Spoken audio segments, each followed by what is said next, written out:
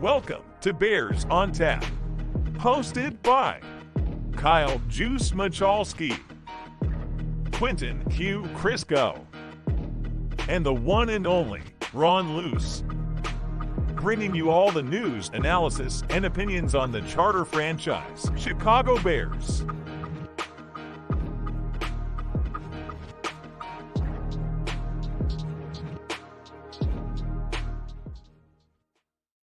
We are back. We got a schedule. Let's go. Welcome back, folks, to Bears on Tap. My name is Quentin Crisco, joined here by Ron Luce, and we got a full 17-game schedule here. How you doing tonight, Ron? Q, I'm doing fantastic because I'll tell you what, I've watched my Cubs lose 2 of 3 to the Braves this week. They're probably going to win this evening, thank goodness. I need a little spirit lift, and knowing the NFL season is laid out in front of us with the schedule release gives me that lift. So I'm doing well, man. How are you, my guy? I'm doing good, man. I do have to get a little something off my chest. I think the schedule release is my least favorite news cycle of any point in the season. That's fair. And so I'm just glad it's over with. I'm glad I got it in my hands now. It's like, okay, we're good to go. But that being said, let's get to a comment here first from Russell in the comments saying, "Go Bears. We're with you." Russell. I think I said Ron. Russell. You wouldn't be the first person to get me and my dad confused, so it surely won't be the last. As I was reading, I was like, loose. I was like, must be related, right? 100%. 100%. Not a lot of looses out there, so. Yeah. But let's get into this thing. So, the Bears are opening up against the Titans. I think this is a really nice spot for them to open. What do you think, though, Ron? I like it, especially because they're at home. Like, I feel like we've had so many years where, the Bears are on the road or just, especially this year, right? Like, Caleb makes his first regular season start at Soldier Field. Like, that's how it should be. They did it right. The Titans are kind of an interesting team coming into the year, too, right? Will Levis entering his second year. They made a lot of additions around him on offense with guys like Ridley and Pollard. A decent overall team. It's a good matchup for week one. I will say, while we're on the topic of week one here with them opening with the Titans, 3 AFC South teams right off the jump is very interesting. But I like to start with the Titans at home, man. Anytime they can start the season at home, it's always best. I really feel like the Bears are given a chance here to open up the season with a bang. And yes. I look at the way the schedule is structured, and I kind of think the NFL might be doing a little favor here or there for the Bears to try to get Caleb Williams to be, the NFC hero of sorts, with like being kind of because you look around the league, all the quarterbacks are in the AFC right now. And I think against Tennessee, against Will Levis, who has a penchant for putting the ball in harm's way, you have a chance to get your defense off on a right foot. And they have a defense that has a few guys who are pretty talented, but outside of that is really missing some depth. So you're giving Caleb a pretty good shot to get off on the right foot too. I feel like Tennessee is a really strong, especially at home, a really strong team to be able to open against for a rookie quarterback, for a defense that's trying to, carry over some of that turnover success. I think it's a great matchup for them to start their season out with. Yeah, I second that. It's the perfect situation, and kind of, again, it's also a team that we look at last year, right? They opened the season against Green Bay at home, and like there's so much animosity with that game. They're playing the Titans. Like everybody's just excited about Bears football. There is no NFC North rivalry getting in the way of game number one. Well, and that's what I was nervous about with it. Is like, are we going to get another Packers opening game where it's like potential to be either a massive letdown or like or the city's not sleeping for 72 hours? Yeah, that's the nightmare, right? Open up Monday Night Football against Green Bay. I'll be worthless that entire week. Like, yes, Monday to Monday, I'll just be worthless. Or like opening up against the Vikings. Like, I don't think the Vikings are all that talented, but I do not want Caleb's welcome to the NFL moment to come against Brian Flores in week one. right? Like that's just that you do not want to start off on that foot. Brian Flores might be the best D coordinator in the NFL. So I was like, I 100%. hope it's not them. Like, I hope it's not. You look at the schedule like San Fran. You hope they're not trying to do something wild with Caleb being like the ratings we're going to get out of this kid. Like, I'm glad that they eased off of that and said, we'll get the ratings later in the year. Just let them get started. But let them settle in a little bit. Yeah. But after Tennessee, they're up against Houston. I believe that's an away game. Yes, an away game on Sunday Night Football in Houston. CJ Stroud, Caleb Williams. What do you think of that matchup, Ron? That one's going to be fun. Like that's a great Sunday Night Football matchup for two teams that are in complete polar opposite conferences. And just, I don't want to say polar opposite like places per se, but it's kind of fun because if you really think about it, like this is theoretically in a lot of ways like the battle of the two potentially best young quarterbacks in the league. Because you look at last year's class, right? Like you mentioned, Levis is kind of still getting his foot, his footing. He's, susceptible to turning the ball over. Bryce Young didn't look great in year one, obviously, with a very just underwhelming Carolina Panthers team to begin with. So it was the CJ Stroud show. And now coming into this year, right? All the hype's around Caleb. So it's good. That's going to be a fun one. And for it to be in prime time as well on Sunday Night Football that's we all knew the Bears were going to be tested again with a lot of these like national slots. That's a hell of a national slot to get though, because I think that game has the potential, Q. Just even though both defenses are pretty good, that's got the potential to become like a 38-35 just shootout at the end of the day. And I think it's going to be good for ratings. It's going to be good for the league. And I think it's going to be good for both fan bases as well to see what their quarterbacks have against, again, two very respectable defenses on either side of the ball. Right. And I mean, I think Houston is a really talented team. Like they add Daniil Hunter across Will Anderson. Like they got some danger on that D line. That makes me so mad. But on the offensive side, they added Stephon Diggs. Yep. That's going to be a real test for the Bears on both sides of the football hopefully without it being like blow up potential. Like I don't think that Houston will be at the point yet where their chemistry is flowing quite right with their additions and everything, where you're too worried about that being like, a Super Bowl contender team at that point, which I think by the end of the season, you might be talking about them that way. But week 2, I think they're still going to be getting used to some stuff. And I think that'll work to the Bears' favor a little, especially I do think you have a bit of a letdown risk there. If you say, like we said, you start off big time against Tennessee, you have a chance for a letdown against Houston the next week, I think. But I'm not 100%. Necessarily expecting it. I'm just kind of tempering my expectations to say, like, okay, that second game, that's a lot more prove it mode as long as the Bears take care of business against Tennessee is the way I'm looking at it. Yeah, I like the way you put it with it being a prove it game because, again, Tennessee, a very, I don't want to say soft and easy opponent because nobody in the NFL is easy, but that's a lot easier of a situation, as we've already noted.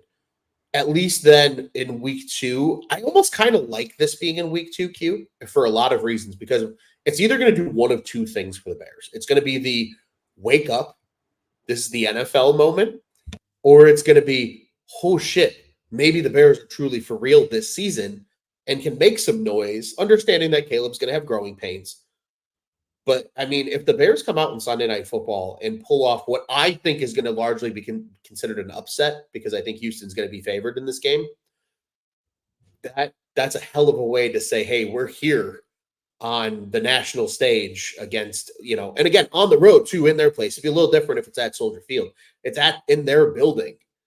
Caleb's first road test in the NFL in the regular seasons against CJ Stroud and, a team that just made the playoffs a season ago in the Houston Texans. So that's a hell of a week 2, but it's going to be, I think, a good benchmark for the Bears at that point in the year. I know it's an early benchmark, but benchmarks are good.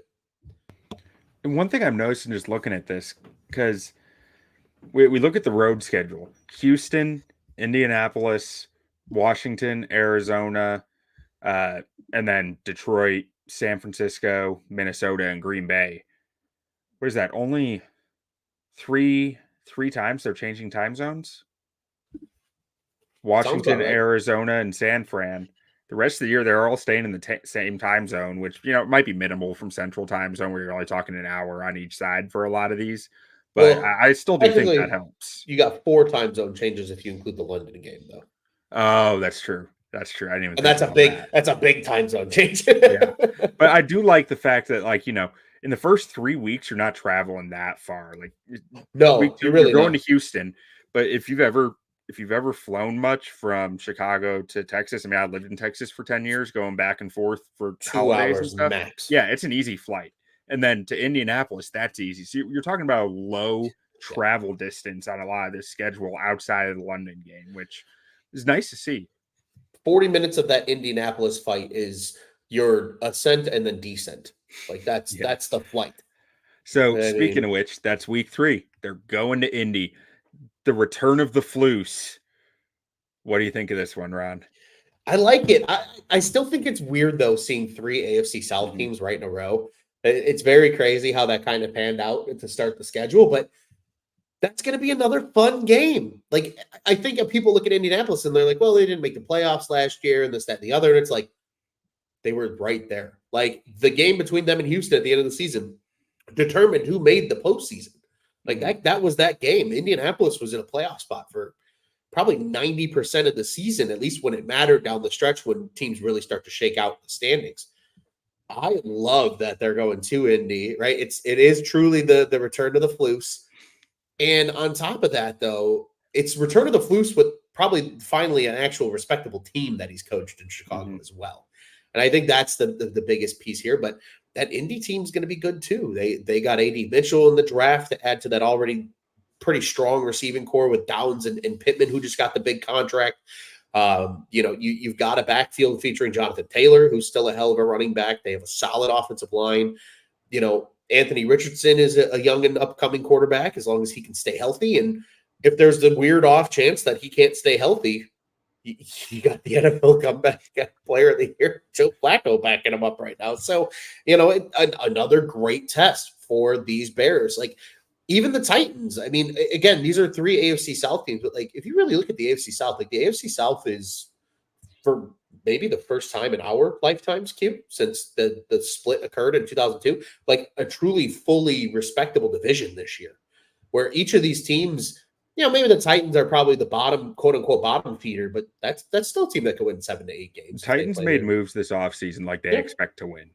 Exactly. Like, I look at their roster and I do see holes, but there's always Jeffrey Simmons is a good enough football player where he can cover some of those holes on defense. Like, it's possible. I'm not saying it's expected, but it's certainly possible. And you can see how they would work, I guess is the way that I would say it. I don't expect them to work cleanly and efficiently, but if they do, you can see the picture that they're trying to build.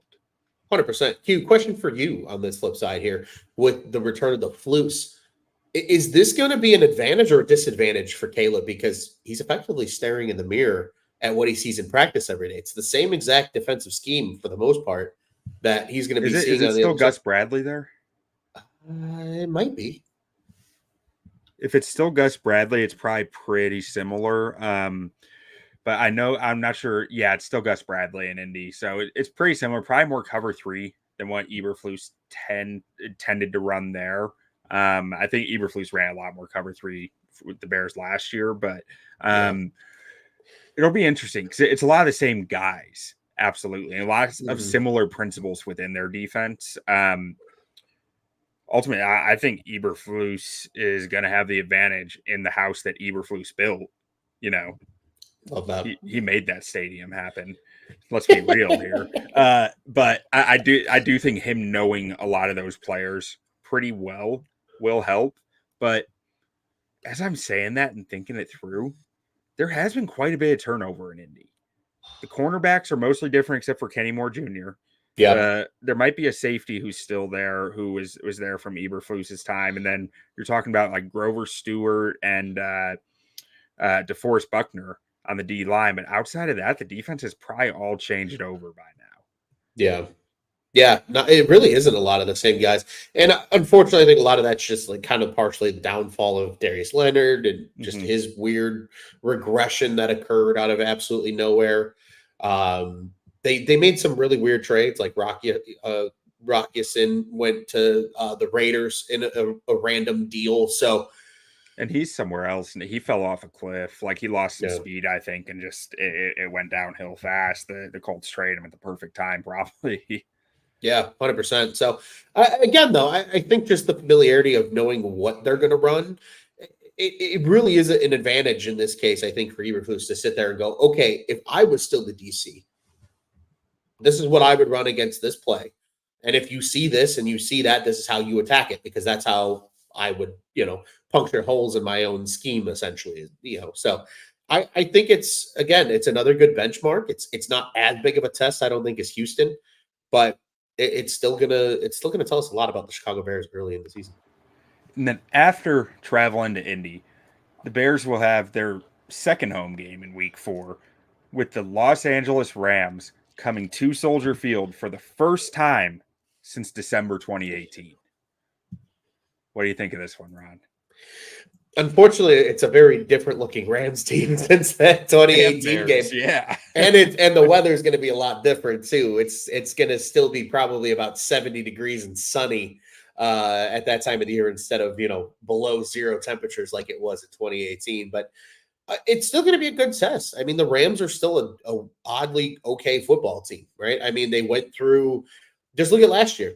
Everybody was like, "Oh, they're nothing. They don't have anything besides Cooper Kupp and Matt Stafford." Kyron Williams pops off for a big year last year. Puka Nakua comes out of the woodwork. They've put together a solid draft, I think, for over the last 2 years to fill holes at positions they absolutely needed to fill. Obviously, Aaron Donald's a huge loss, and for Caleb's sake, I'm so happy that he's gone. But it's going to be another good test, and it's still, again, they're still a solid football team. Matt Stafford's still the quarterback, and you still got a hell of a receiving core there. So I think it's going to be another good test. But again, it benefits being at Soldier Field for this one as well. Yeah, I'll be honest here. I have been forming an opinion the last few weeks about like quarterback tiers. And the more I think about it, and the more I think about, what I thought the Rams were going into last year, which I thought they were number one pick territory. And Mhm. the more that I look at, the progression of young players on their offense and, how they got all these guys out of nowhere who just came in and started producing. I'm just sitting here thinking like, as I watched some Rams games this past year, it started to hit me. And as I've been formulating this opinion, it's hit me even more. I'm not sure there are three quarterbacks in the NFL I would rather avoid in a playoff scenario than Matt Stafford right now. 100%. Like healthy Matt Stafford right now, I think is a top 3 quarterback in the NFL. And that's going to be a hot take somewhere. But I like the guy is playing the best football of his career and his arm is still alive. Like Yeah. mentally, he is seeing it. He is processing faster than he ever has. And just his creativity has hit such an impressive level of knowing what he can and can't get away with. That was always kind of the issue with him, right? Trying to Yeah. get away with a little too much. And I think he's really hit that sweet spot the last 2 years, or last year, really, because 2 years ago he had the elbow issue. But Right. when he's healthy, he's just a quarterback that scares me because that Rams offense got better over the offseason. It sure did. And I'll be honest with you, Q. I think a large part of that mental, how do I say it? That next step mentally that Stafford took was being paired with a guy like Sean McVay, right? I Mhm. mean, they talked about it as soon as the trade occurred, them sitting together and talking all summer, and like they clicked and they saw the game in a lot of very similar ways. And I bet you that McVay sat there and challenged Stafford, right? Something that, let's be honest, he never got in Detroit. He had Jim Caldwell was the best coach he had, and it's not a shot at Jim Caldwell. It's just Detroit had underwhelming everything in his tenure there. He goes to a franchise that's run by, in terms of the coaching, run by one of the boy geniuses of the NFL, and they meshed and it worked. And now you're seeing, though, because he's Matt Stafford and he was the number one pick in his draft year for a reason, the guy still got it. And as long as he can stay healthy, I agree with you, Q. He's not a guy that has ever depended on his legs. So he's the perfect quarterback that as he ages and father time takes a toll on the legs, he can still get it done as long as that arm's in good shape. I agree with you, man. Like he truly is a guy right now that like you don't want to get on the wrong side of it. You give him 2 or 3 drives where they can put up some points on you, good luck, because they're going to do just enough then to cruise the rest of the way and get that W because of how good Matt Stafford's been. I'm right there with you. I don't think that's a crazy hot take personally. I think a lot of people have just slept on Matt Stafford over the course of his career because of him playing in Detroit for so long. It's like there's fatigue with his name of like, yes. yeah, everyone always says he's going to be great, but like, I don't buy it, but like I'm buying it now. He is that good. And like I think about like the quarterbacks on this schedule so far. Will Levis, I'm confident you have ways to stop him. CJ Stroud, that one's tougher, but I believe that there are probably untapped ways to slow him down. Anthony Richardson, I'm sure there are ways. He's only played 4 NFL games. Like, so there's stuff that will come out about how to stop him and stuff that you can find in tape and so forth. And throughout the rest of the schedule, like a lot of quarterbacks, you have your ways you can beat them. Thinking about Goff, like Goff does not have the tools to beat pressure well. Like he has Kirk Cousins tools to beat pressure, right? Which Kirk Cousins awesome. Jared Goff is really a really good quarterback, but the tools that he is gifted with to beat pressure are subpar. Matt Stafford is a quarterback that I say, I don't know how you stop him when he's right, because he has just enough tools between the arm angles and the arm talent. He can change the arm angles, change the ball velocities to hit the throws that he needs to hit at the time that he needs to hit them around defenders through pressure. He's just mobile enough to skate away from pressure. It's like, so he's that guy who does worry me more. And I think that's going to be a tough game for the Bears.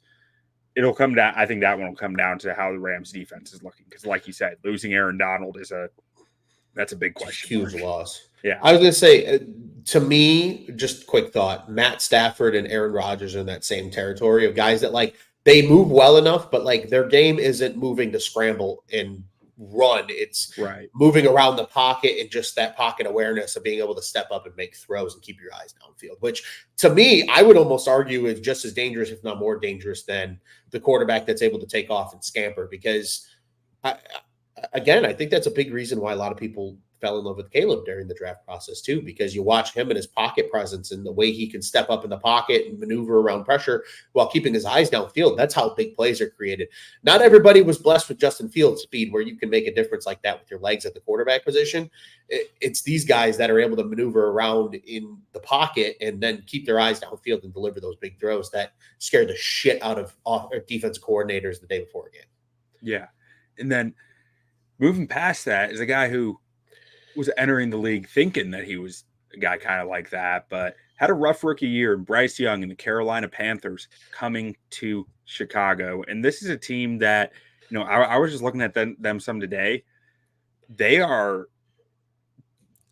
ramped up this offseason. Like they are hell-bent on getting everything they can in place to make sure Bryce wasn't the mistake or they didn't mess him up or anything like that. It's almost reminiscent of the 2018 Bears, the way that they have attacked their roster outside of like Khalil Mack. Like if there was no Khalil Mack addition, it would be very similar to the Bears, I think. It was the opposite of them getting rid of their elite pass rusher, Brian Burns, and sending him to Buffalo. Yeah. But I mean, they added Jadeveon Clowney. So, I mean, they tried to plug that hole and they added 2 big, nasty offensive guards to their offensive line. While also adding Deontay Johnson, the former Steelers receiver, into their receiver room, plus Xavier Legette, who I think, has a lot of talent. I think that there's questions around his draft profile, but he's going to be wide receiver 3 there. Like, I'm not as concerned. I was thinking he would be wide receiver 1, but I forgot about Deontay Johnson.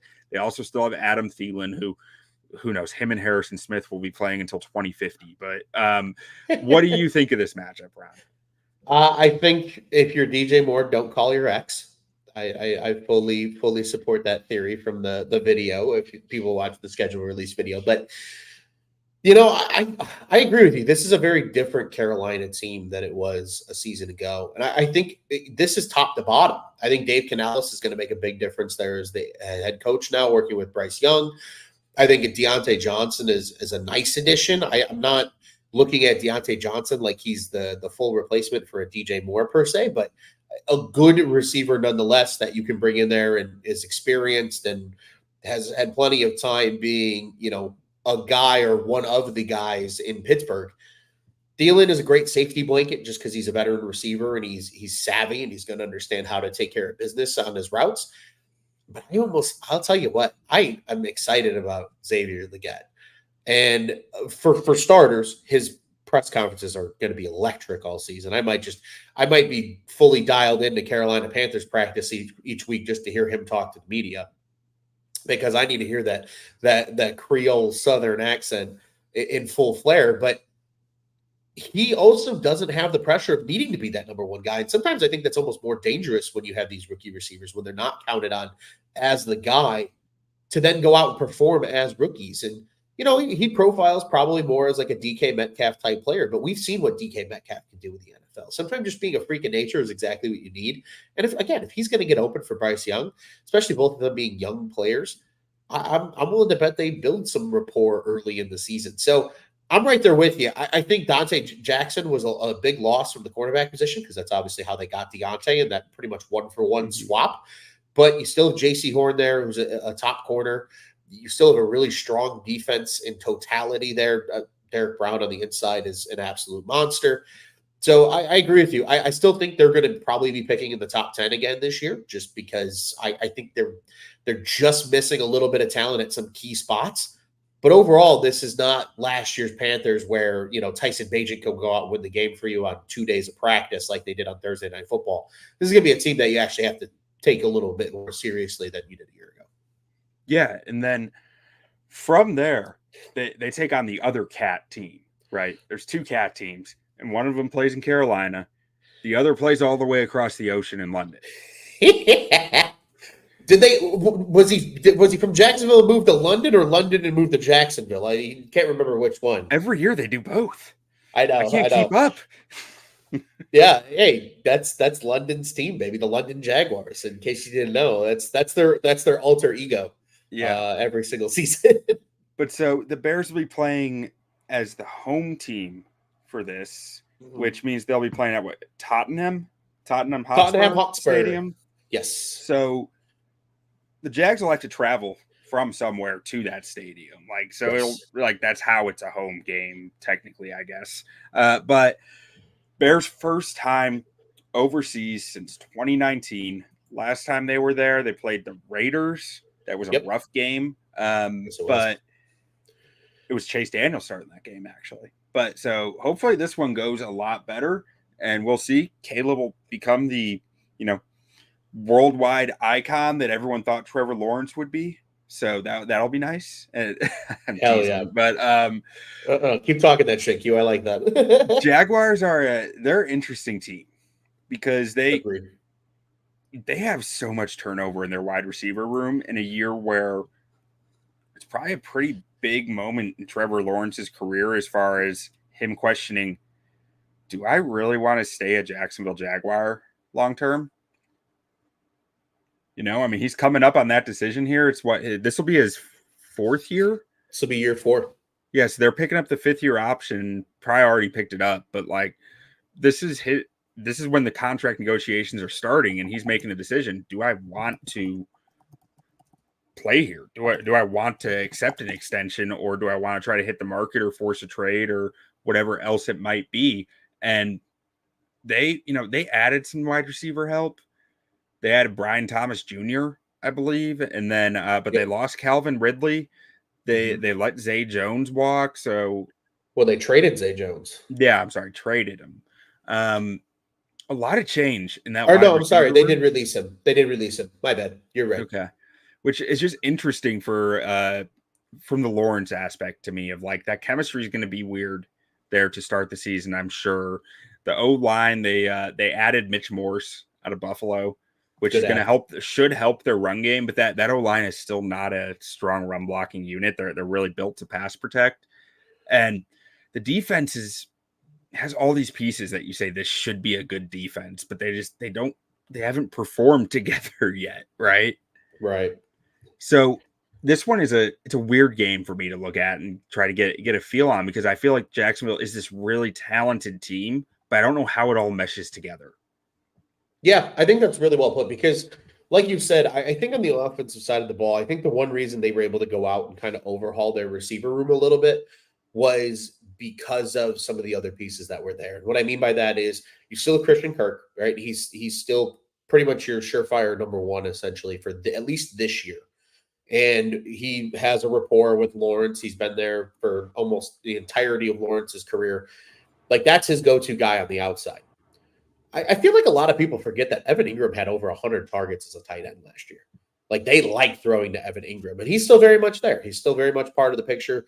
They're going to continue to target him as well. They weren't going to pay Ridley. I'm not surprised by that move whatsoever that they let Ridley leave. It sucked for them that he's going to see them twice this season and has a two chances to cook his old team. But I think overall, though, getting a guy like Brian Thomas Jr. was huge. I think he was the next best receiver following that top three that we saw go in the first 10 picks of the draft. Obviously headlined by Marvin Harrison and Malik Neighbors and now Chicago Bear Rome Odunze, which still can't believe it's real. But you go out and get a really good player in him. And then you have Gabe Davis, who call him what you want, but the guy still has a chance to stretch the field and be a little bit of a difference maker. And he got Darnell Mooney money effectively from the Jaguars, almost an identical contract to what Mooney got going to Atlanta. So I think it's a less talented receiver room than it was a year ago. I think Brian Thomas Jr. is the wild card. If he has a really strong rookie season, I think a lot of people don't miss Ridley or Zay Jones. But they're gonna lean on Ingram a lot. They're gonna lean on Kirk a lot. They're probably gonna lean on Etienne a lot, whether that's in the passing game or in the running game. So, but they picked up speaking of Etienne, his fifth-year option as well as Lawrence's. So those guys are both locked in for at least 2 more seasons in Jacksonville. I have some graphics I can throw up if we want. Let's do it. Just like rosters and just all this prep I've been doing for NFL offseason stuff. So let's see here. So next up, we got the bye week at week 7, and then we're going to the NFC East against the Washington Commanders. I'll get this thrown up here. Battle of picks number 1 and 2. Up. I got you. Okay, thank you. There you go. I was very confused. And let's see, let's make this full screen mode. So there we go. We got the general starting lineup there for the Washington Commanders, and a lot of changes this offseason. They got new quarterback. This will be pick number 1 versus pick number 2. And Jaden Daniels there. They added Austin Eckler at the running back position next to Brian Robinson, who already had a solid season there last year. And the biggest question for them is really offensive line. I mean, they might be starting a rookie, like a 3rd-round rookie left tackle in Brandon Coleman, who is a guy who I liked a lot in the draft, but isn't exactly a guy that you'd say was a day 1 starter. Behind him, they got like Cornelius Lucas, who could also start. But yeah, I got all the tables in here, by the way. Yeah, you do. But the O-line is really something that is kind of an Achilles heel for this team right now. Like they signed Tyler Biadasz to play center, who's fine, but he was also playing next to Zach Martin, who's a perennial All-Pro, and Tyler Smith, who should have been an All-Pro last year. Like so you're taking a guy who was playing next to 2 studs and hoping he can perform similarly. And then you look at the D-line. I mean, this was a huge strength for this team last year coming into the season with Chase Young and Montez Sweat and Deron Payne and Jonathan Allen.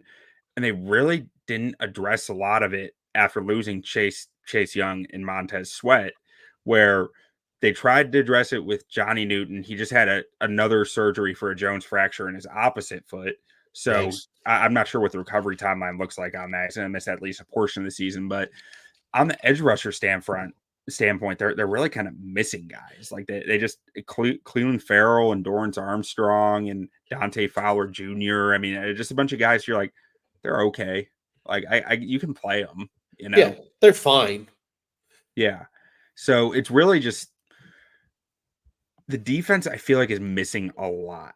And it's Dan Quinn's team now. Dan Quinn is a defensive guy. He's gonna build it in the way that he wants it to be. And you can see the way they attack linebackers and Bobby Wagner and Frankie Louvu. Like there is some talent on this team. I'm just not sure it all fits together very well.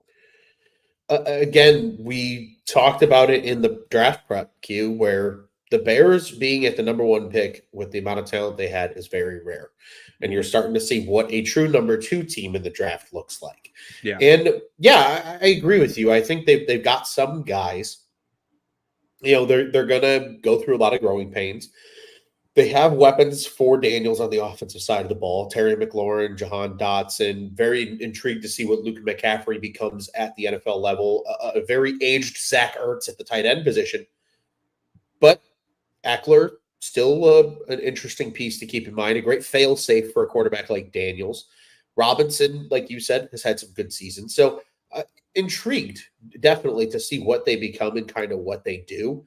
But I'll tell you right now, man, I look at this game and I'm like, ooh, this is the Montez Sweat revenge game.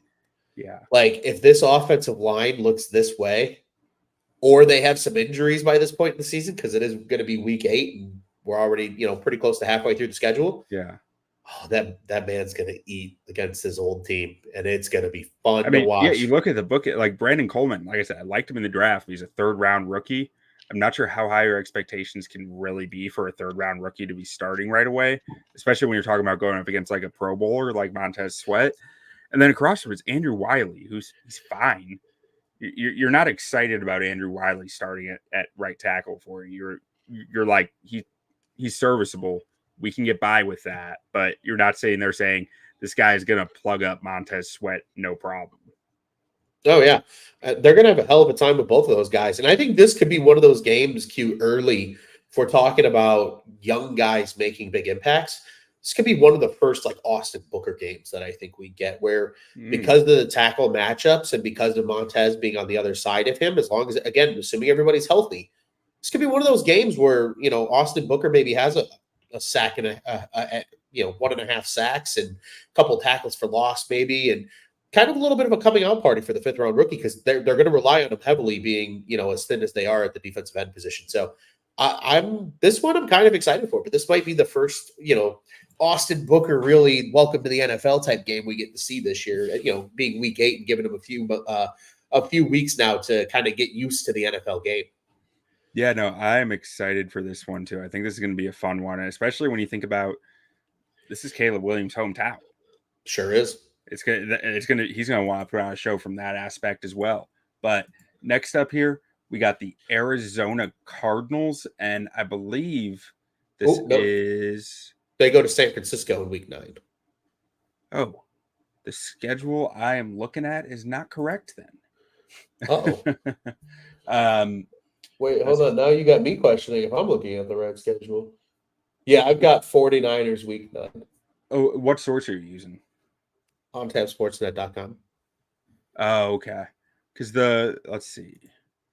The one I've got on Twitter here says we got to make sure we got this right. We've been right so far. It's Arizona Cardinals. Is it? On the press release, yeah. Oh, really? Hold on. Yeah. Then we've got some conflicting reports. We're going on a trip in our favorite. Yeah, the one I'm seeing from Zach Pearson, that just looks like it was literally a press release. Oh, it is Arizona week 9. Yeah, that's how the Bears have it. Okay. And then San Francisco's week 14. So those games are flipped. Okay. That's good to know. Honestly, it might have just been like it was supposed to be San Fran, and then they made a last minute switch, and whatever got leaked. Maybe because I think there was the leaking had 49ers in week 9 and Cardinals in week 14, but it looks like those have since been flipped. Yeah. So Cardinals, we all know that they've been in a rough spot the last few years. Kyler Murray tore his ACL, then missed half a season coming back from the ACL. And the roster just kind of needed a hard reset. Kyler's still a dude, though. Like, I think this team might be a little bit dangerous this year. I think Jonathan Gannon had that team kind of foaming at the mouth last year. That like they weren't good, but they played harder than anybody. Like they played their hearts out. And now you got a full season of Kyler back. You've added Marvin Harrison Jr. to the roster, and that's enough to make me say this offense might have a little scoot to it, especially adding Trey Benson too out of Florida State. Like I liked their draft class. I think this offense could make some noise. Paris Johnson Jr. coming into year 2 at left tackle. I thought he had a nice rookie year, and added Jonah Williams at right tackle. This offense is full of pros. Like this is a professional NFL offense that should work consistently. The way that I'm looking at it. Zay Jones was another addition. So Zay Jones is where Arizona was where he landed. On the defensive side, missing a lot more pieces. You know, their D-line, that they added 2 former Bears. They signed Justin Jones to a big contract, which I think we were all a little surprised by, and then added Bilal Nichols to their D-line, former Bear, and got Darius Robinson in the draft in the first round at pick number 27. They still are a bit lacking at the edge rush spots, like BJ Ojolari and Zaven Collins. Zaven Collins was a linebacker. I'm not sure. He must have switched to edge last year, and I just missed it. But evident you're a converted linebacker to edge rusher. Makes me feel like you're kind of missing something on the edge position. And then 100%. the corner spots, you know, they're still lacking for a little. I mean, Williams out of Syracuse last year, he was coming off a torn ACL. He played down the stretch some, was okay, but a rookie, it's always kind of hard to judge, at least based on stats, that diving into the film. Max Melton was a guy I liked a lot in this draft class, but their safeties, really talented. Buda Baker, Dadrian Taylor Demerson out of Texas Tech, a.k.a. Rabbit. They drafted him, really instinctive football player. And then Thompson was a really nice safety for them last year too. So they have a strong back end to that defense, despite the corners being a question mark. Jonathan Gannon's going to do some weird stuff. If you've watched any of the defensive tape from the Cardinals last year, they were perplexing teams. They didn't have the talent, but they were confusing teams. And so adding a little more talent, I think, can go a pretty long way. I want to say their defensive tackle rotation is just like disgustingly long, even if none of the guys are that impressive. Yeah, that's their D-line roster right now. It's a lot of people. They're going to be playing on a heavy rotation, keeping guys constantly fresh to try to make up for that talent disparity. It worked for them some last year. I'm not sure it's going to work for a full game, but it works in moments. And that's where they really got on teams' nerves last year. This was one of the best teams at covering in the NFL last year. 9-8 against the spread, despite a 4-13 record. They were feisty, and I think they're going to continue to be feisty and give the Bears a battle. Yeah, I agree. I think this was a severely slept on team a year ago, and just look at what they added offensively. I think, you know, it was a at least respectable offensive unit a year ago because Kyler is still a really good quarterback. But now you go out and you actually give him real weapons. You go get Zay Jones, who I think is a great addition for this team. Trey McBride is a hell of a tight end. They go add one of our favorite guys, Q, and Mr. Tip Raymond in the draft as well to fill out that tight end room a little bit too. And obviously you go get Marvin Harrison Jr. at the top of the draft. That's going to be a help to Kyler Murray no matter what. Trey Benson's a really nice number 2 now to James Conner. So like they have the weapons on offense to make some meaningful noise against whoever they play this year. And then I agree with you on defense. Again, sometimes the benefit of having a defensive head coach is he's going to get a little weird on defense. And yeah, they still have a long way to go, but they still got better, adding a guy like Sean Murphy Bunting, adding Bilal Nichols, Justin Jones. So many former Bears. It's disgusting on that D-line.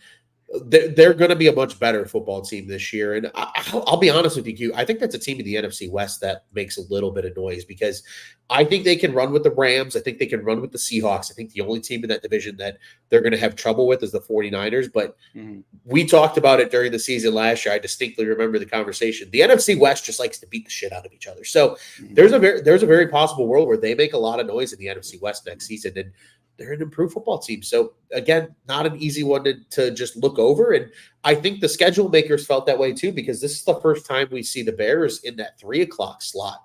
It's not the 3:25, prime time game of the week slot, but being a 3:05 slot, they're pretty much guaranteed to be one of only 3 games going on at that time period. So that still speaks a lot to what the schedule makers think and what they're going to see with the Bears going to Arizona for this Week 9 matchup.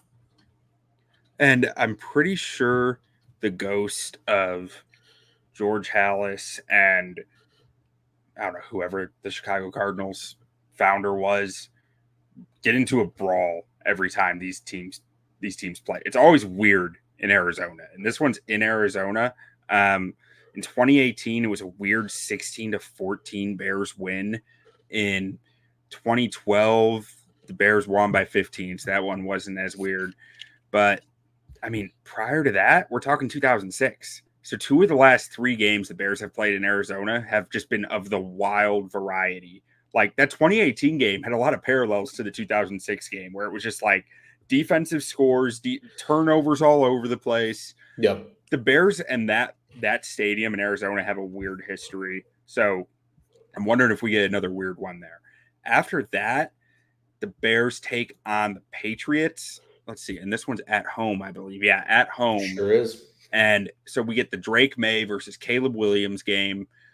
Yes. And this one, it'll be interesting. This Patriots defense is actually more talented than I thought. Like I've been going through team by team, looking at rosters, and this defense was pretty good last year. Even though the Patriots were awful, like we can come all the way over here. This was the Patriots defense. They were pretty darn good in a lot of categories, despite missing a lot of players like Matthew Judon, like Christian Gonzalez for almost the entire season. They still found ways to get the job done. And I bet you they only get better adding Christian Gonzalez back to that lineup, adding Matt Judon. I'm not sure if it was a bicep tear, I think, that held him out. So it's not an injury that you're really that worried about losing a lot of range of motion or ability. Yeah. What do you think of this matchup, Ron? I like this matchup because this is a really good defensive ball club up in New England. They are year in and year out. You've mentioned Judon, you've mentioned Gonzalez, but Peppers has had almost a weird resurgence as a safety in New England. Duggar is probably one of the most underappreciated players in the league, in my humble opinion. So fun to watch. So good too. Just an incredible safety. They have a solid linebacking core. Barmore is a monster on the inside. So this rating doesn't do Barmore credit either, because this rating accounts for snap counts, and he missed time with an injury. So that's automatically when putting these ratings together, I was like, just John Fox was crawling around my head going, availability is the best ability. I was like, yeah, availability matters. I'm going to show that in these ratings. And so Barmore doesn't quite get the credit I think he deserves here. 100%. An incredibly good player. But yeah, you got to stay on the field. But nonetheless, I mean, that defense, I think, is still going to be a good test for this new look Bears offense this year. But then on the other, kind of on the flip side, I think this is going to be a good game for the Bears defensively to really try and take advantage, because whether it's Jacoby Brissett or Drake May at quarterback, you have a young receiving core, Javon Baker, Jalen Polk, Kendrick Bourne. Is he the same player he is after suffering a huge injury a year ago? Juju hasn't been the same receiver since leaving Pittsburgh. Hunter Henry is a really good number 1 tight end, but even their offensive line isn't as good as I think they've historically been. And again, I think Owenu is a good player, Strange is a good player, Andrews is a good player. So you have 3 solid offensive linemen there. But Stevenson in the backfield with Gibson isn't anything I don't think the Bears will be scared of. So to me, this is going to be that type of game right now that's setting up, week 10. It's early November. You got the chilly on, it's 45 degrees with a brisk breeze off the lake.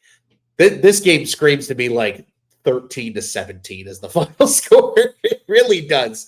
Just early on here, I can already mentally picture it. It's going to be one of those type of games. But again, a really good defensive unit. I think a very just unproven offensive unit. I think that's what makes this game very interesting to keep an eye on. looking at this now, what are we? Can't even do easy math right now. 6 months out from this game, roughly. Yeah. I'm with you on the low scoring. I think the Patriots defense is going to give the Bears some issues, and I think the Bears defensive back room might be able to just bully these wide receivers. So I think both teams are going to have a hard time scoring. So after that, we have our first divisional game. Bringing on the Green Bay Packers, and this first one is in Chicago. Let me make this a little more visible for everybody. Cool, baby.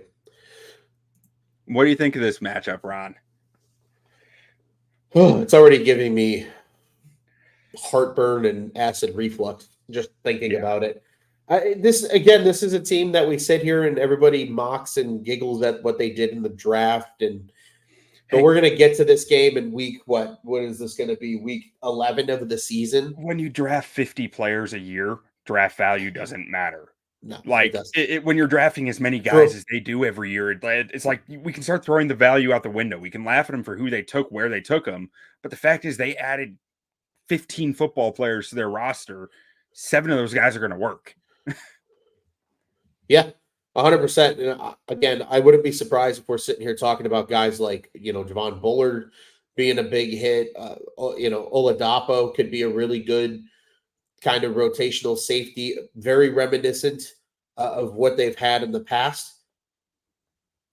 A couple of these linemen are probably just going to work out just to really piss us off. It's just, it's going to be one of those things. And then from a playmaking standpoint, the only difference is you're flipping Josh Jacobs out for Aaron Jones, which honestly, Q, I don't know about you. I'm so happy Aaron Jones is not a Green Bay Packer anymore. I know he can still hurt us twice this year with being with the Minnesota Vikings, but not seeing him in that putrid green and yellow is going to be phenomenal for my mental health in this game. But otherwise, it's almost the same offense, right? I mean, you look at that offensive line is going to be very much the same unless Morgan is starting for some reason on the offensive line. Reed, Dobbs, Watson, you're going to probably have, Dontavian Wicks mixed in there as well. Mm-hmm. Musgrave / Kraft at the tight end position. And then, again, Jacobs is really the only new piece with Dillon returning. So part of me hopes for a Jordan Love regression in year 2 as a starter. But this, you just looking at this depth chart, I'll be honest with you, already gives me anxiety just because it's the Packers. Likewise. I mean, this team. I mean,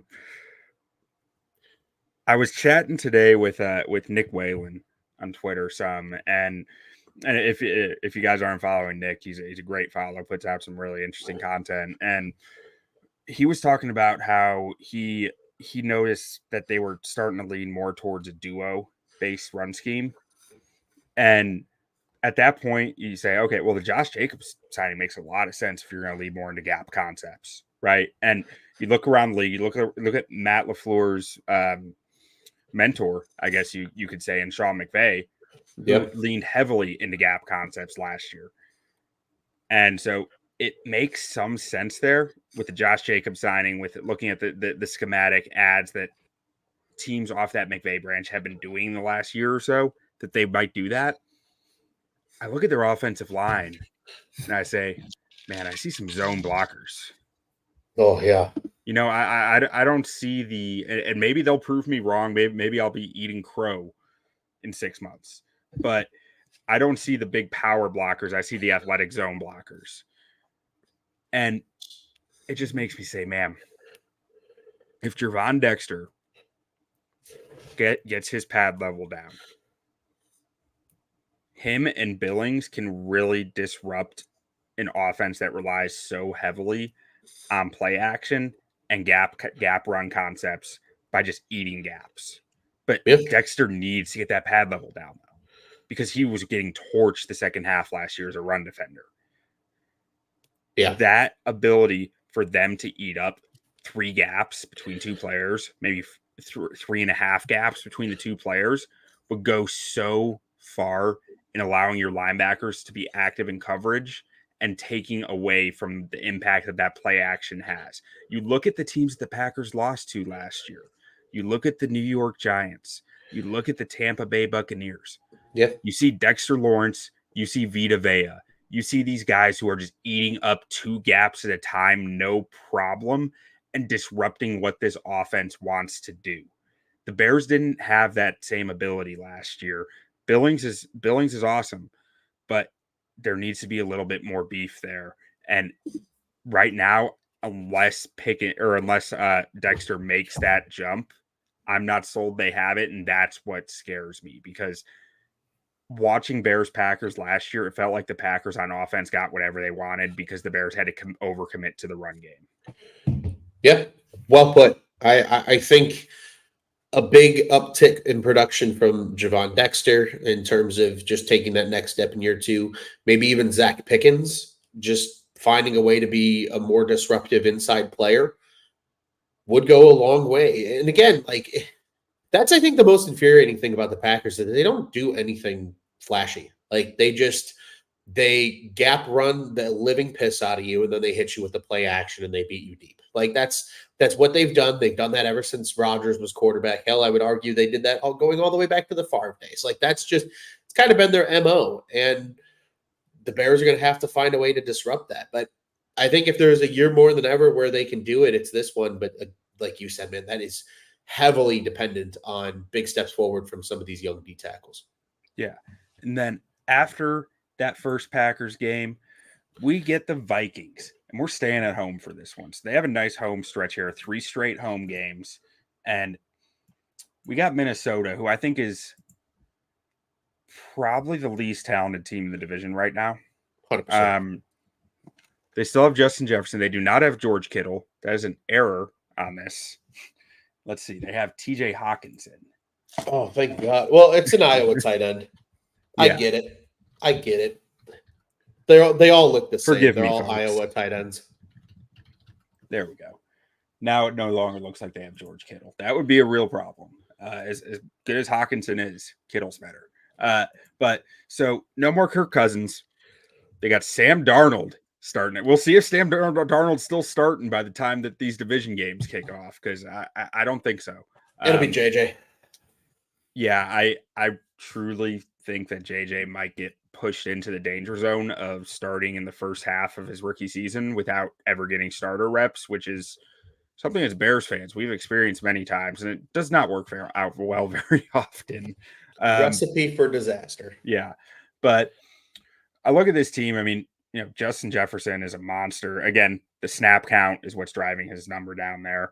Jordan Addison proved to be a really nice number 2. I was a little skeptical of him coming in the league last year, but across from Jefferson, he's been awesome. And then this O-line, I actually like their bookends. I don't love the interior, but the bookends, the ability of having the strong bookends gives them a lot of flexibility on the interior, to a lot of forgiveness. And Agreed. they wear that out, because Darsaw and O'Neal are very good football players. And on defense, they're 2 safeties and Harrison Phillips. And Ivan Pace just doing crazy stuff. Yeah. It's just Brian Flores doing Brian Flores things. And Brian Flores' defense, usually in the second year, we've seen them take a bit of a step back because teams are better prepared to handle him. But I think he's the best D coordinator in football. I think just the way he disguises things is so impressive. I was listening to somebody that's obviously incredibly smart at football talk. They're very familiar with the Brian Flores scheme and what he does, and just the way that he structures pressure. And if it's a quick screen to a side, like, he wants to con you into certain things, and he'll bring pressure, and if you slide your line a certain way, he's going to drop guys on one side. It's a lot of read and react defense out of Flores for situational football, which requires really good and smart players. But I think the one thing that too, you mentioned just teams being better prepared. I look at this defensive line and I say, well, yeah, you go out and you get Turner in the draft, which is a great edge piece. You go out and you add Van Ginkel, who I think was severely underappreciated in his time in Miami as a football player. You get a Greenard, who's a very good football player as well. But you look at some of the guys they lost, right? Danielle Hunter is a huge loss. I'd make the argument that Wonham going to Carolina is a big loss in a lot of ways as well. A guy that the Bears were scheduled to meet with before Carolina was smart and never let him leave the building without a contract. That's, I think, going to be a big part of why they potentially take a step back is just the lack of talent. Brian Flores is still going to drive people nuts because that's just what he does. But I think if there's a year that Caleb has to face it, it's year 2 of, Eberflus and company seeing it and coming in a lot better prepared than they were the prior year with a lot less talent on that side, the defensive side of the football as well. Yeah, no, I agree. I mean, I think they're going to give the Bears battles. I mean, I think the Bears are more talented, but I think the Vikings are very well coached, and I don't think they're going to be easy games by any means. And then so after that first Vikings game, we go to Detroit. Whoop, whoop. Good old Thanksgiving matchup on probably the most talented team in the division, which is you don't hear that about the Detroit Lions very often in my lifetime. So likewise, they've done some good stuff here. They have. I do think they're gonna miss Josh Reynolds a little bit, the receiver. They let him walk and didn't really replace him. They need Jameson Williams, JMO, to step up and be the dude that they drafted as a first round pick. My fantasy team also needs him to step up and be that guy too. And on defense, they did a nice job beefing up this D line. Lee McNeil is an awesome football player, but adding DJ Reader next to him is only going to make him better. Aiden Hutchinson on the end there. And they added Marcus Davenport, who barely played last year, dealt with more injuries. He's really a wild card there. But they've got a few edges behind them who can fill in as needed. And just adding DJ Reader is such a big piece to this as long as he comes back to the same form, because I think adding him to your defense it's a multiplier because he can eat that gap in a half. And on the back end, they are so I'm seeing a trend across the league right now of a lot of versatility in the secondaries. Like you're seeing a lot of not just individual player versatility, but scheme versatility to where teams can be so multiple in what they're running, how they're running it, how many defensive backs are asking to wear how many hats. You look at this, you could have Brian Branch in the slot. You can have him at safety. You can have Rakestraw playing I think he played the star at Mizzou, the star position in that defense. And so you get that flexibility because Branch played the star at Alabama.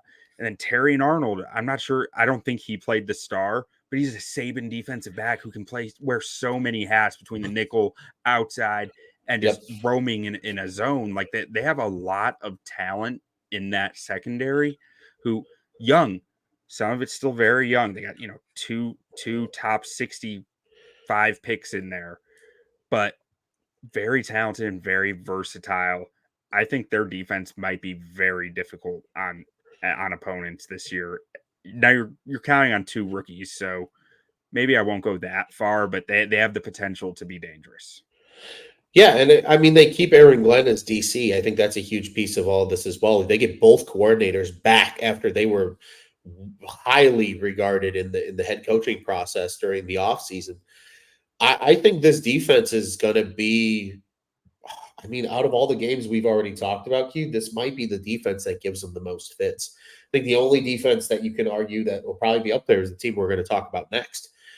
This is a good Detroit defense. You mentioned, right, Hutchinson and Davenport as your outside guys. You have James Houston there as well as a situational pass rusher who was a late round gem for this Detroit team. Kaminsky has had great seasons there in Detroit as well. You mentioned the young depth they added in Rakestraw and Arnold. You still have Davis there as well, who they got in a trade with Tampa because Tampa needed to offload salary. They did so many good things to just make this defense better than it was a year ago. And it was still a pretty good group a season ago.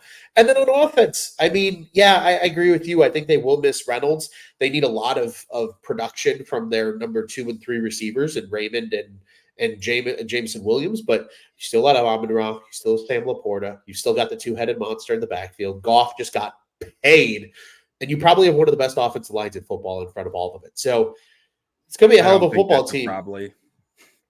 Yeah, I mean, I think it's as simple as it's the best offensive line in football. I tend to agree. It's such a good group. They're so deep. They're so talented. They keep Jared Goff clean, and that's why he can get that $212 million contract, because he's actually able to sit back and throw the football and be a number 1 overall draft pick. I look at this game and I go, wow, week 13 is going to be the first time that this is the real test for the Bears, right? You got some of those early benchmark games of like, okay, where are we at early in the season as a young football team, a new football team in a lot of ways. This is going to be that game of like, what are the Bears in 2024?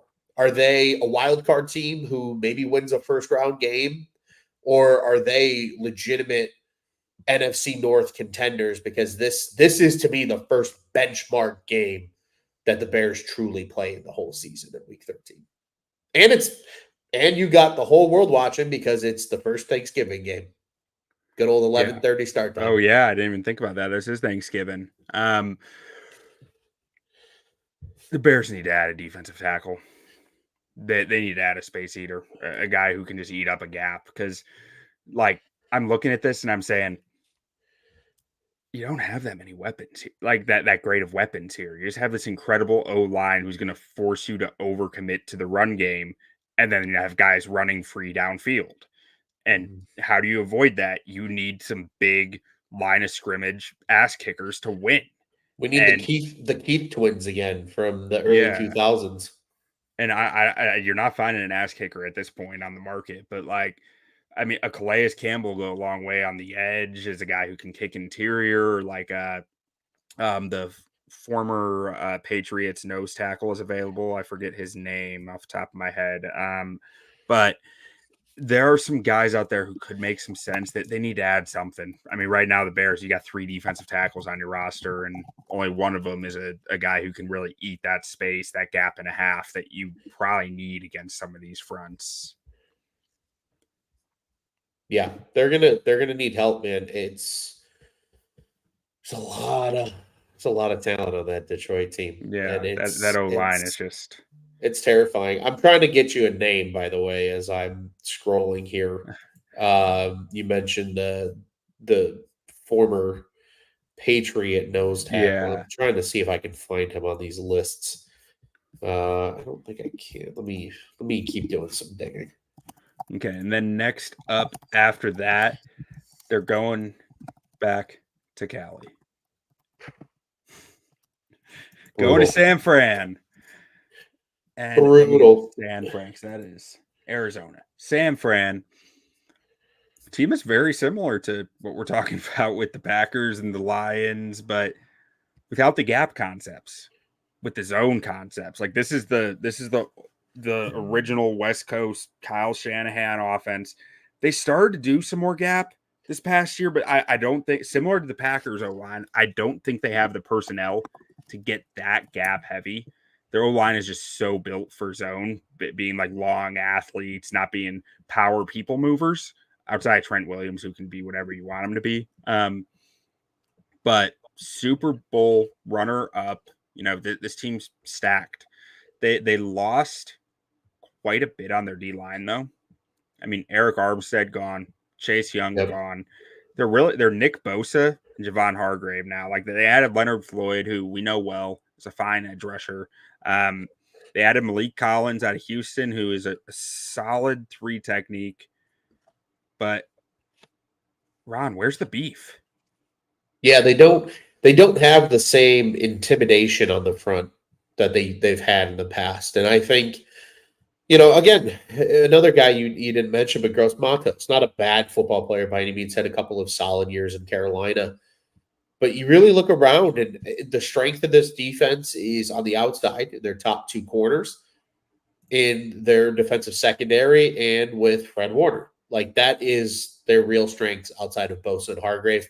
You mentioned Floyd, a fine edge rusher, but I almost wonder how much of the San Francisco team this year is going to be asked to score more points because of the defense and where they stand.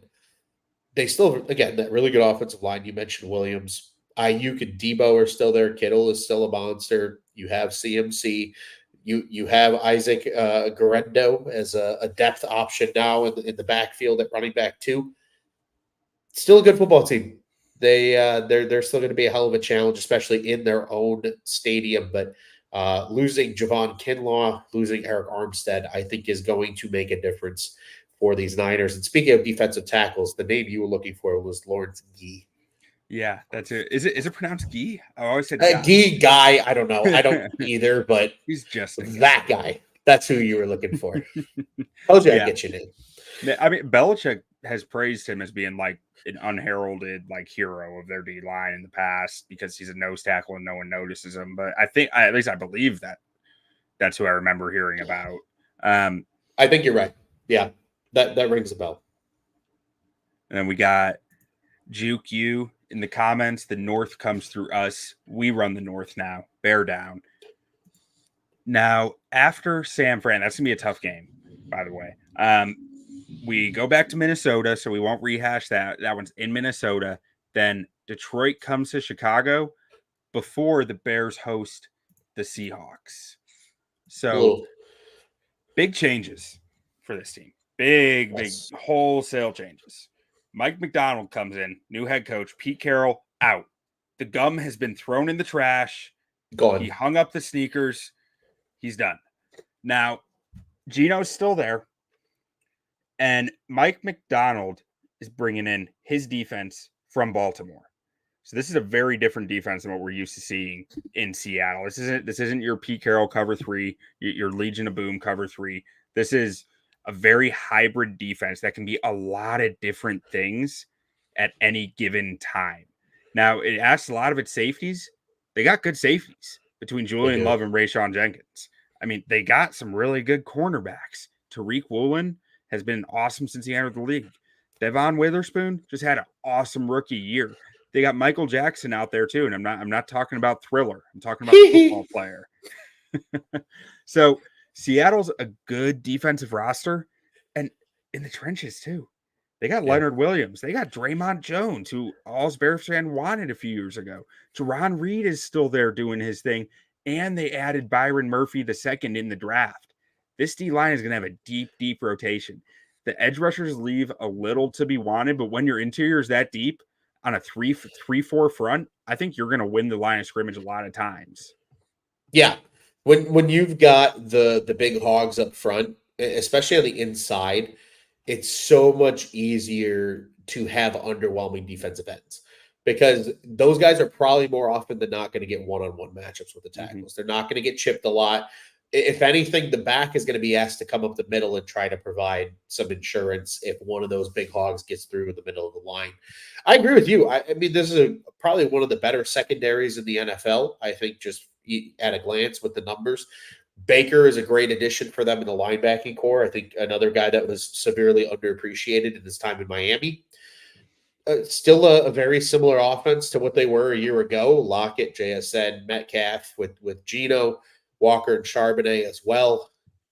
You know, this is that game though that I wonder how much Waldron's sitting there looking at Eberflus and going, I can tell you everything you want to know about this offense and who these guys are and what they're good at and what they're not good at.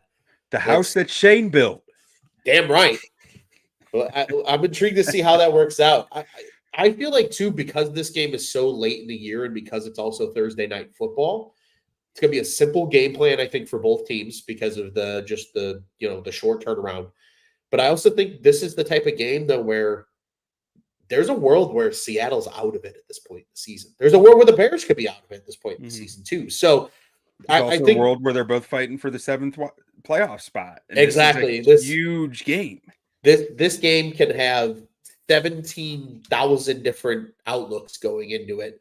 But I think it's going to be a good test. I think this is going to be the game, one of the games besides maybe that Detroit game, where the interior offensive line of the Chicago Bears is going to be truly tested, right? Like this is probably one of the biggest question marks with the Bears. I know a lot of people have questions about Braxton Jones, but at least he's a stable force at the left tackle spot. We all know what Darnell Wright has become at right tackle.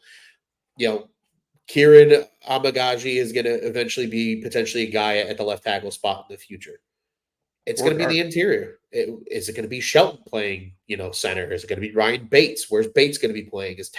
Are Nate Davis and Tevin Jenkins going to be healthy? There's going to be a lot of what ifs going into it with the interior offensive line of the Bears. And I think that could be a defining element of this game is where is that interior offensive line at for the Bears? Because if they're strong and they're steady, I think the Bears win this game handily.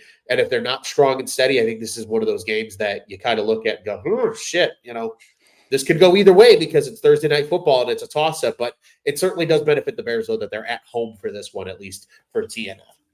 Yeah, no, it's this is going to be a tough one. And I think your weakness as the Bears is your defensive line. Seattle's weakness is their offensive line. So you have two weak points going up against each other. Toss-up as to who gets that, but whichever side of that battle gets the better end of it, I think wins this game. 100%. Yeah, and then we close out the regular season with hopefully some rest against the Green Bay Packers. Ugh. Maybe there'll be a playoff spot on the line. Maybe there will be nothing on the line for either team. Maybe it'll be one or the other, but the NFL just has to keep doing it to us. They have to keep making us go up to Lambeau for the final game. Can't we go up to Lambeau in like week 5? Just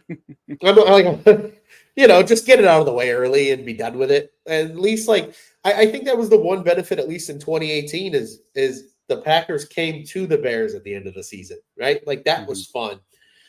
Just the whole going to Lambeau was shit in the last week of the season when it's going to be blisteringly cold, and inevitably there's going to be something on the line for one of these two teams. Mm-hmm.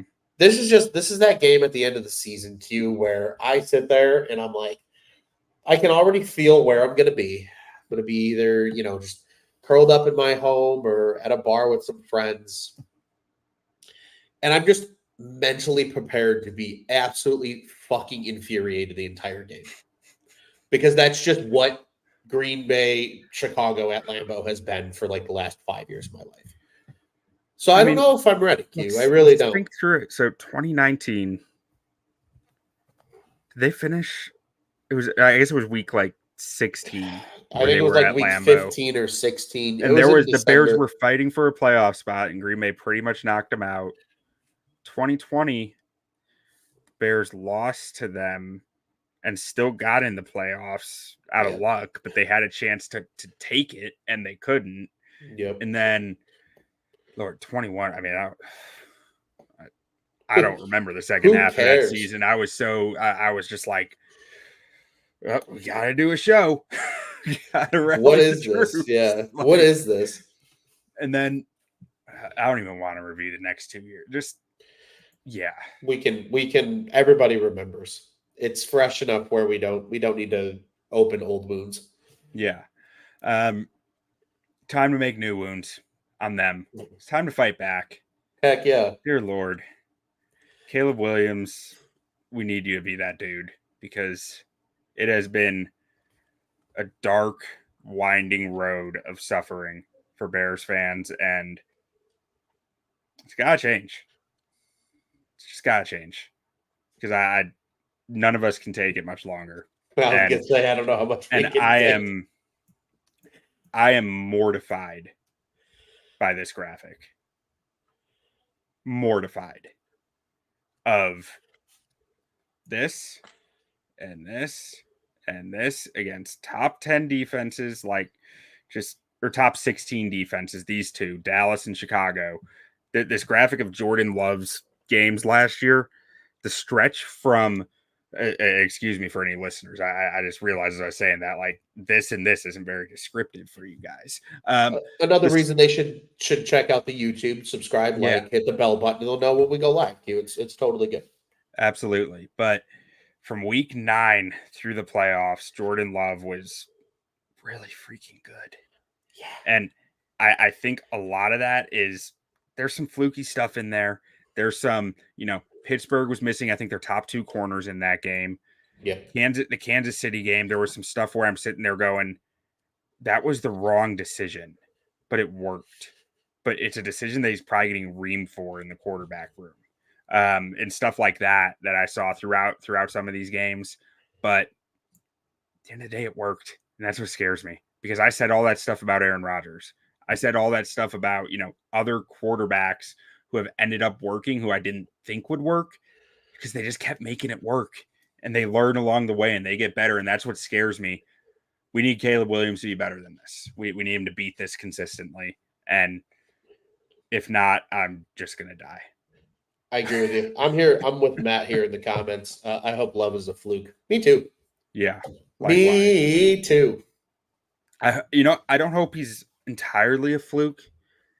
I hope he is good enough to pay, but bad enough to lose to Caleb Williams every single time. Yeah. That's where we need him to be. Good enough to ensure the Packers are somewhere between 7-10 and 9-8 every single year. Like, imagine a world where, like Robert Smith was talking about this on his pod last night. Imagine a world where Caleb Williams is consistently keeping the Packers out of the playoffs or beating the Packers in the playoffs. Oh. Like, where your quarterback's good enough that you have a chance every year. But Caleb Williams is getting in your way every single year. Sounds a lot like a guy we knew up north, doesn't it? It does. Q, if we get to that point, the Caleb Williams era may shave years off my life because we're celebrating what it is. And I'll be honest with you. If there's a Super Bowl run in there in a couple of those years and they keep the Packers at bay for 10 years, I'll take the few years shaved off in order to enjoy the ones that we've got. So, yeah, man, I'm right there with you. Jordan Love, the Packers still scare the shit out of me, but if it's Caleb's world and we're all just living in it by the end of the season, I'm here for it. That's what we're here for this year. Thanks for jumping on with me. We've been talking the Bears schedule, and make sure to go on ontapsportsnet.com to check out all of our content over there. Check out our Bears, Bulls, Cubs, White Sox, Blackhawks content. We got it all. And Ron, what do you say we get out of here the only way we know how? Bear down, baby. Bear down.